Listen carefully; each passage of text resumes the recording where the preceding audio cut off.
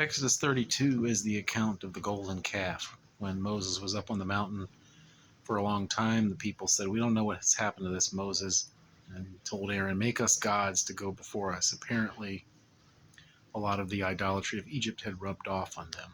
Moses' brother Aaron was in charge of the people, and apparently he was under a lot of pressure from them. He told them, "Bring me some gold." And so he threw gold in the fire, and he used tools to fashion it into the shape of a golden calf, and the people bowed down and worshipped the calf. Now it seems this wasn't an alternate god in their minds, that this calf actually represented God to them, because after building the calf, Aaron says, "Tomorrow will be a feast to the Lord."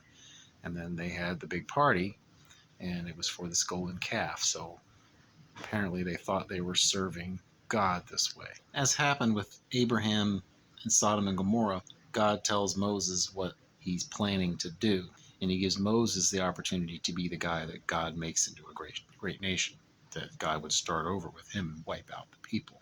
Now, God never had any intention of doing this. This was an opportunity for Moses to plead for his people. And he said, "Oh no, don't do that. Remember your word that you promised to Abraham, Isaac, and Jacob. Don't let the pagans say that with evil intent you brought them out here in the wilderness to kill them." It says God relented from what he said he was planning to do. With the pagan worship, there was often a lot of wild sex parties, and this was a huge part of that type of worship. And it's not explicit in what's said, but it says the people rose up to play. And when Moses was coming down from the mountain, he could hear the sound of the party. When he got there and saw what was going on, he smashed the tablets that had the Ten Commandments on it and confronted Aaron. And Aaron said, "I just put the gold in, and out came this calf." Another comical line from the book of Exodus. Earlier it had said that Aaron fashioned it into a calf. He didn't just throw gold in the fire and out came this calf. Throughout much of the Old Testament, when a prophet speaks, he says, "Thus says the Lord God of Israel," and then tells the people what God has said. And in this chapter, God commanded that some of the people be executed for what happened with the golden calf. And 3,000 people were executed that day. We're not given a lot of details as to who is executed. It's some of the Levites who do the executing, because Moses brings the word of the Lord and says, "This is what the Lord said." And again, Moses intercedes for the people. He says to them, "You sinned a great sin. I'm going to see if I can make atonement for your sin." And he goes to God and asks God to forgive them. And he even says, "If you will forgive them, please forgive them. But if not, just blot my name out of the book you've written." And God says, "I will blot out the one who has sinned from my book."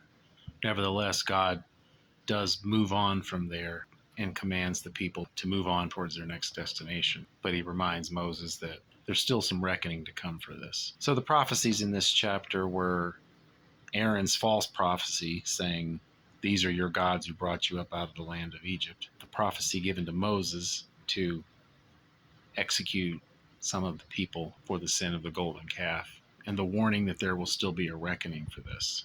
And then there was a plague that came upon them. We're not given details about the extent of that plague and the results. So God commands them to move out and repeats his promise that he will send an angel before them to drive out the pagans. But one of the consequences was that God would not go up with them. He says, "Because you're stiff-necked people, lest I consume you on the way." And the people mourn over this consequence. Apparently they regret what they had done with the golden calf. This is at the beginning of chapter 33, and further on in the chapter, it talks about Moses in the tent of meeting. He would go into the tent of meeting, and the cloud in which God dwelt would descend over the tent. God dwelt in a cloud by day and a pillar of fire by night. So during the day, Moses was meeting with God in the tent of meeting. It's characterized as the Lord used to speak to Moses face to face, as a man speaks to his friend. That's verse 11. But in verse 28, God says, "You cannot see my face." So what does all that mean? Does the writer contradict himself 17 verses later, or is something else going on here? So in the next video, we'll take a break from prophecy. We'll talk about how God manifested himself in the Bible, how we're to understand this idea of seeing God but not seeing God.